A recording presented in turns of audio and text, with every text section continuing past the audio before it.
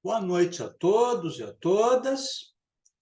Hoje conversaremos sobre o arquétipo da sabedoria, presente nas várias mitologias, nas formas da indiana Sarasvati, da tibetana Tarathitamani, do egípcio Thoth, do sumério Enki, da grega Palas Atena, da celta Brigitte, entre muitas outras deidades. Muitas vezes, a sabedoria e a justiça são regidas pela mesma divindade, como é o caso de Palas Atena, que já estudamos em nosso curso, ou é associada também à poesia, à música e às artes, como é o caso de Sarasvati. Em alguns casos, o deus da sabedoria é também o regente da guerra e da morte, como o Odin escandinavo, que criou o alfabeto das runas após se submeter a um sacrifício iniciático, pendurando-se na árvore dos mundos, Yggdrasil, por 9 dias e 9 noites. Em um caso oposto, no tronco semita das religiões do deserto, para usarmos uma expressão criada por Joseph Campbell, autor de livros como As Máscaras de Deus e O Herói de Mil Faces, podemos considerar Jesus Cristo não apenas como a encarnação de Deus em forma humana, como os avataras da Índia, mas também a manifestação da compaixão e da sabedoria divina, expressa em suas parábolas e sermões, sobretudo o Sermão da Montanha.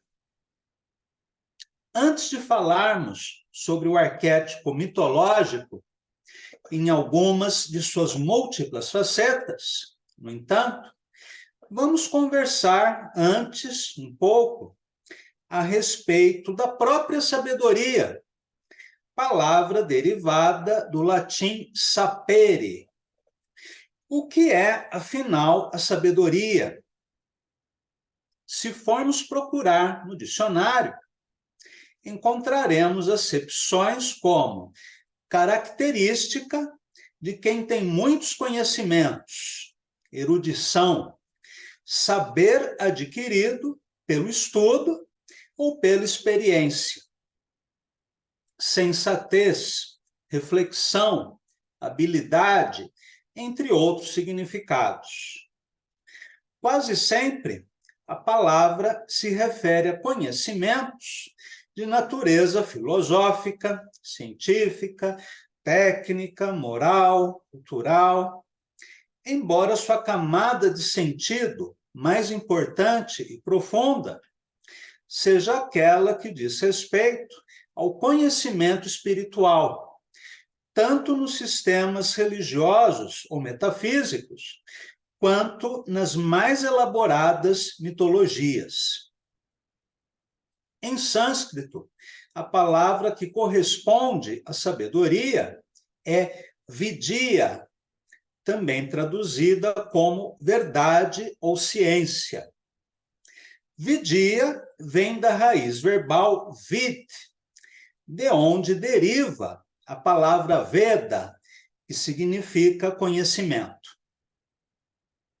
Conforme as escrituras védicas, o verdadeiro saber é aquele que está relacionado a Deus, chamado de vários nomes, como Bhagavan, Brahman, Vishnu, Krishna, e também a sua energia ilusória, ou Maya, identificada com a semideusa Durga, que cria o universo material, e a alma individual, chamada de Jiva ou Atman.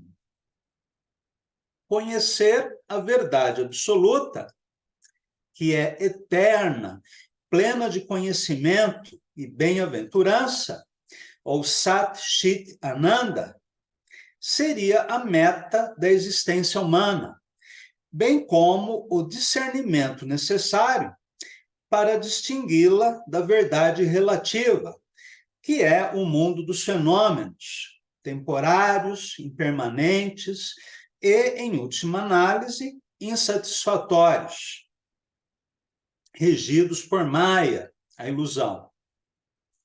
A alma individual, de acordo com essa filosofia, presa à dimensão material, por causa de seu apego, por causa do apego de seus sentidos e de sua mente aos objetos exteriores, estaria condenada a renascer incontáveis vezes na roda do samsara, em diversos corpos, tanto humanos quanto animais, vegetais, demoníacos ou semidivinos, conforme o karma ou acúmulo de méritos de cada um, por suas ações passadas, nesta vida ou em vidas anteriores, até por fim alcançar a libertação, chamada de moksha ou mukti.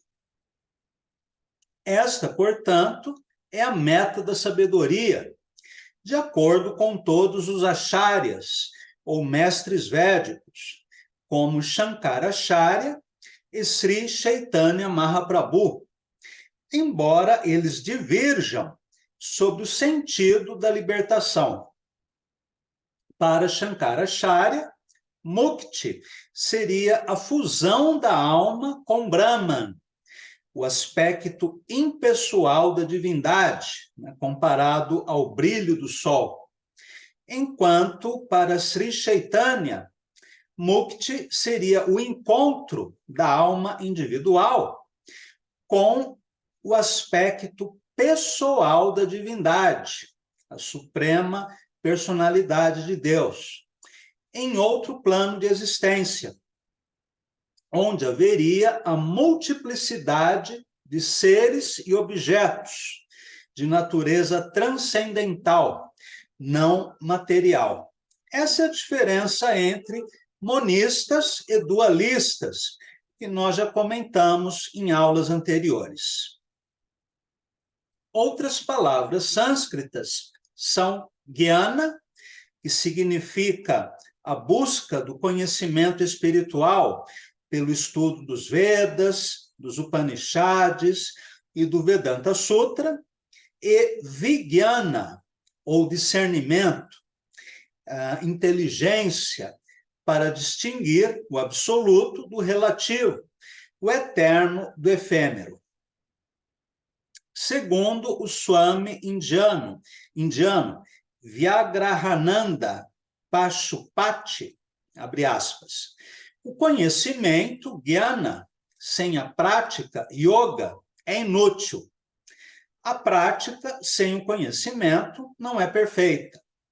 Jnana e yoga andam juntos e formam a união perfeita do conhecimento superior, vidya, e da prática superior.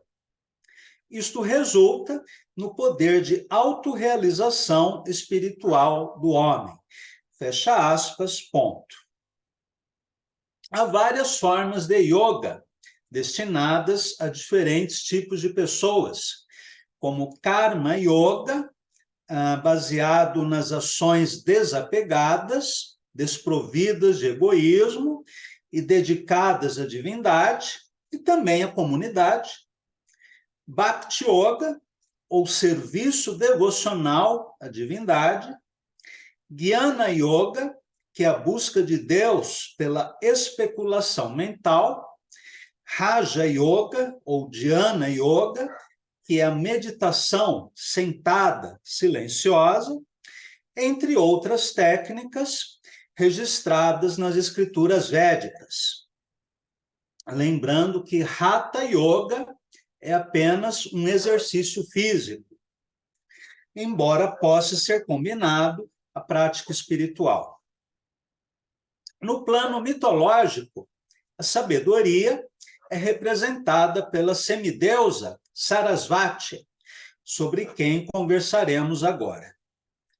No contexto mitológico hindu, falamos em semideuses e semideusas. Em sânscrito, a palavra é devas, porque há um único Deus, ainda que chamado por diversos nomes. Na mitologia indiana, há 33 milhões de semideuses. Se você coçar o nariz, há um semideus que rege isso. Se você bebe água, há um semideus que também rege isso. Praticamente tudo que acontece no mundo material é regido pelos semideuses.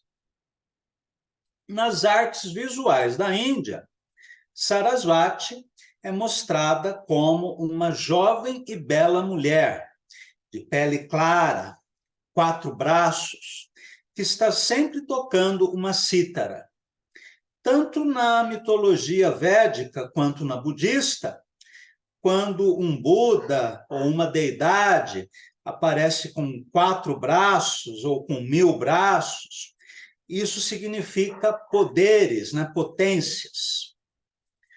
Seus símbolos são um cisne e um lótus branco.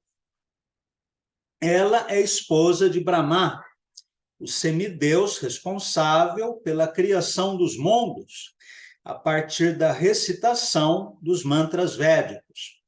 É importante saber diferenciar Brahma, que termina com a letra A, que é esse semideus, né, responsável pela criação dos mundos, né, um demiurgo, e Brahman, com N no fim, que é o aspecto impessoal do absoluto. Sarasvati é regente da sabedoria, da música, da poesia, do canto, da dança e de mais artes. Ela é a protetora dos artesãos, artistas, pintores, atores, músicos, escritores e artistas em geral. Ela também é a protetora daqueles que buscam conhecimento, tanto os estudantes quanto os professores. E a deusa era celebrada em um evento chamado Savituvirta, que normalmente acontece no dia 16 de maio.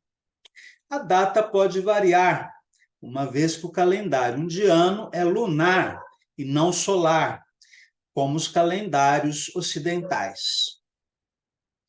Sarasvati também é o nome de um rio extinto da Índia, no Vale do Indo, onde se desenvolveu a civilização chamada de Sarasvati Sindhu, por volta de 3000 a.C. Por causa de mudanças geológicas, esse rio secou em torno de 2000 a.C., mas foi redescoberto por satélite no final do século XX. Tanto a deidade Sarasvati quanto o rio que leva o seu nome são mencionados no Rig Veda, o maior dos 4 Vedas, composto principalmente de hinos e sacrifícios aos semideuses, aliás, hinos e instruções para os sacrifícios aos semideuses. Assim como Sarasvati é associada a um rio, vamos recordar que na antiga cultura iorubá, que se estendeu pela Nigéria, Benin, né, Daomé e outros países, deusas, aliás, orixás, como Yansan, Oxum e Iemanjá, também eram relacionadas aos rios. Obá Conforme o Swami Shivananda, uma das expansões de Sarasvati é como Savitri, na mitologia indiana. Um deus, ou um semideus, no caso, pode se expandir em vários outros semideuses. Assim, Vishnu, por exemplo, tem 3 expansões principais. Krishna tem uma infinidade de expansões. E Sarasvati tem essa expansão como Savitri. Nessa manifestação, ela tem o corpo dourado, sendo os seus olhos, mãos e língua feitos de ouro.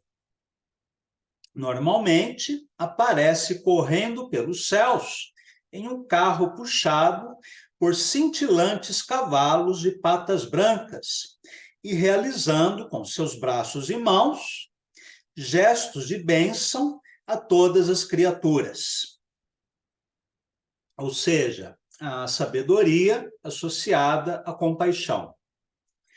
Em sua qualidade de rainha dos céus, todos os semideuses a seguem em busca da imortalidade, embora esta não seja alcançável em um corpo físico, mesmo o corpo de um semideus.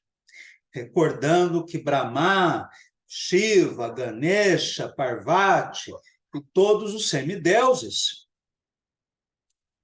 possuem corpos físicos, ainda que corpos extremamente sutis, muito diferentes dos nossos. E eles podem viver, milhares e milhares de anos, segundo os Puranas, mas estão submetidos à morte e ao renascimento. Claro que essa interpretação Vaishnava, segundo os Shivaitas, Shiva é o Deus supremo e Vishnu é um semideus. Segundo os adeptos de Kali, Kali que é a deusa absoluta. Então, tudo depende de qual escola devocional hindu nós estamos nos referindo. Savitri é a responsável pelo princípio de movimento que determina a irradiação da luz solar, a circulação das águas e dos ventos. É a padroeira das práticas mágicas dos sacerdotes e o princípio de criação que tudo inspira e move. A ela está dedicado o Gayatri Mantra, tido como o hino mais sagrado dos Vedas. Já nos Puranas, que são relatos de histórias da mitologia védica, sendo o mais importante o Bhagavata Purana, também chamado de Srimad Bhagavatam, Sarasvati é identificada com Vak, com CH, semideusa que rege a palavra e o discurso fluente. Já na mitologia egípcia, Thoth é o deus da sabedoria, da magia, da música e das artes, além de protetor dos escribas. Este deus era geralmente retratado com a cabeça de ibis, ou babuíno. Este deus era geralmente retratado com a cabeça de um ibis ou babuíno, animais consagrados a ele, e segurando uma tábua de escrita e um estilete, apesar de também existirem representações suas com cabeça de cão, como um ibis completo ou como um macaco. Filho de Jeb e Nut, sua esposa era Maat, deusa da justiça, da verdade e da ordem cósmica, representada com a aparência de uma mulher, por vezes alada, com uma pena de avestruz na cabeça. Vou repetir. representada com a aparência de uma mulher, por vezes alada, com uma pena de avestruz na cabeça. O nome Thoth significa 3 vezes muito grande, sendo por esse motivo associado ao deus grego Hermes, também chamado de Hermes Trismegisto, a quem é atribuído o livro de alquimia, conhecido como Tábua de Esmeralda. Thoth era considerado o inventor da escrita hieroglífica, assim como Odin foi o inventor das runas. E também da matemática, arquitetura, medicina e todas as demais ciências das quais os egípcios faziam uso, sendo por esse motivo também um arquétipo dos benfeitores da humanidade, como o grego Prometeu, o iorubá Ogum e o chinês Huang Ti. Segundo a crença dos egípcios, Thoth conhecia todos os mistérios da mente humana. O deus era também chamado de advogado da humanidade, assim como Xangô, e também, às vezes, Zé Pelintra, né, é chamado de advogado dos pobres. Em uma das cenas mais difundidas do Livro dos Mortos, o tribunal de Osíris, em uma das cenas mais difundidas do Livro dos Mortos, o tribunal de Osíris, Thoth aparece registrando o resultado do julgamento pelo qual o morto deveria passar, a fim de garantir sua vida eterna. Esse julgamento consistia na pesagem do coração do indivíduo que havia falecido, uma vez que os egípcios acreditavam que a consciência das pessoas estava justamente em seus corações, do mesmo modo como acontece na cultura védica, onde se acredita que no coração habitam a alma e a superalma, né, o Paramatman, que é a presença localizada de Deus dentro do coração de todos os seres vivos. Caso essa parte do corpo mostrasse-se mais leve do que a pena da deusa Maat, divindade relacionada à verdade, ordem e justiça, o morto teria o direito de viver por toda a eternidade junto do deus Osíris. No entanto, caso o coração do falecido fosse mais pesado que a pena de Maat, o corpo e a alma da pessoa julgada desapareceriam para sempre. A representação desse deus, na forma de Ibis, com o bico curvado, amplamente difundida pelos egípcios, está relacionada com a lua. Assim, eles acreditavam que a ave seria um dos representantes terrestres de Thoth. Esse Deus, além de ser o responsável pela sabedoria, escrita, astronomia, matemática, medição do tempo, entre outros saberes, era também o Deus da lua.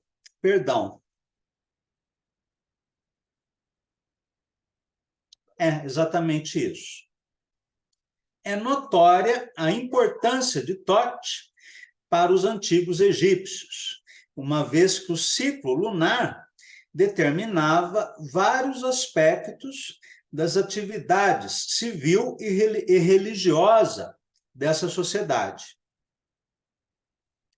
Já na mitologia celta, a sabedoria era regida pela deusa Brigitte, também chamada de Bride, entre outros nomes.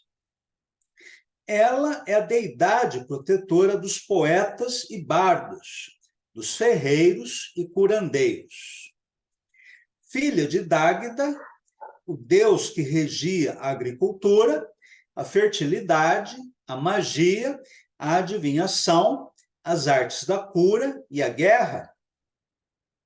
Brigitte era chamada de Senhora da Inspiração Iluminada e de Flecha Chamejante, sendo o fogo, em várias culturas, associado à iluminação espiritual e à sabedoria. Ao contrário de Sarasvati e Pallas Athena, representadas como belas mulheres, Brigitte tinha duas faces, uma linda, a outra feia, repulsiva, talvez para simbolizar a dualidade de todas as coisas no mundo material. Brigitte também é a deusa da lareira, da casa e da arte da forja. Isso porque, antigamente, as lareiras eram consideradas o coração da casa. Afinal, aqueciam, iluminavam e ajudavam no preparo dos alimentos.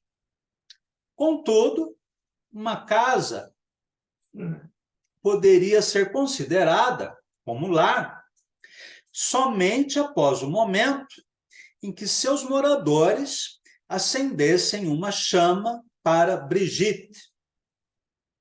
Essa deusa também é conhecida como a deusa da vaca branca, porque era tratada como a senhora responsável pelo fornecimento e sustentação da vida. Suas vacas leiteiras produziam rios de leite e, por isso, proporcionavam uma fonte inesgotável de alimentos. Por esse motivo, geralmente é associada a uma mulher que tirava leite da vaca e vestia longas túnicas feitas de lã de ovelha, outro de seus animais divinizados. Há relatos de que com apenas uma medida de malte e a magia de Brigitte, era possível a produção de cerveja, bebida muito apreciada e consumida pelos celtas. Seus principais símbolos são a cruz de Brigitte, a chama sagrada, a haste e a roca de fiar, o triscle e seus sapatos de latão. Brigitte era invocada para se obter a fertilidade da terra, proteção, amor, cura, inspiração, harmonia no lar e vitória sobre os inimigos.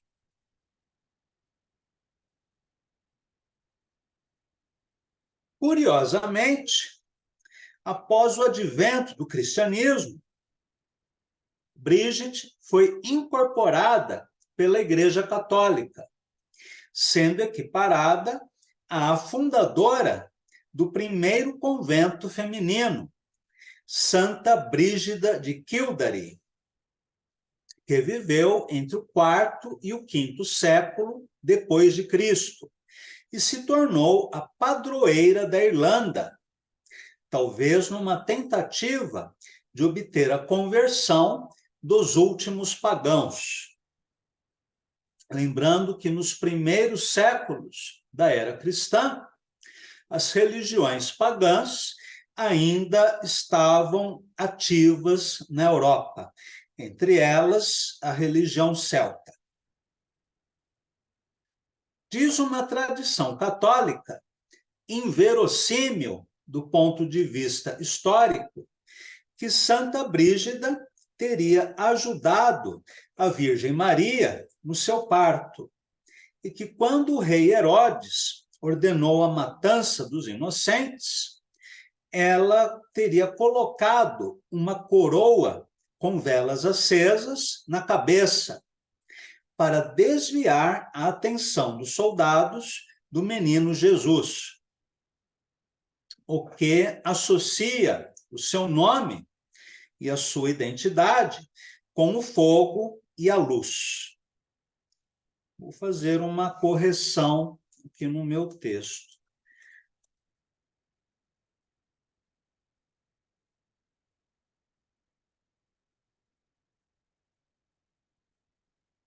Santa Brígida também é a padroeira da agricultura e do gado, bem como a protetora da casa contra o risco de incêndios e outras calamidades. Ou seja, várias características, né, da Brigitte celta foram herdadas pela Santa Católica Brígida. Entre os escoceses, a deusa, nas suas formas profana e cristianizada, representa a chegada da primavera e o nascimento das ovelhas. Há vestígios de templos romanos celtas, em que eram simultaneamente veneradas Brigitte e Minerva, o nome latino de Palas Athena, deusa grega da sabedoria. A deusa que lhe corresponde no país de Gales tem o nome de Ceridwen, sendo possuidora de um caldeirão onde se encontravam a inspiração e a sabedoria. Bem, por hoje ficamos por aqui. Na semana que vem, voltaremos a nos encontrar e conversaremos sobre o arquétipo da guerra. Um ótimo final de semana para todos e boa noite.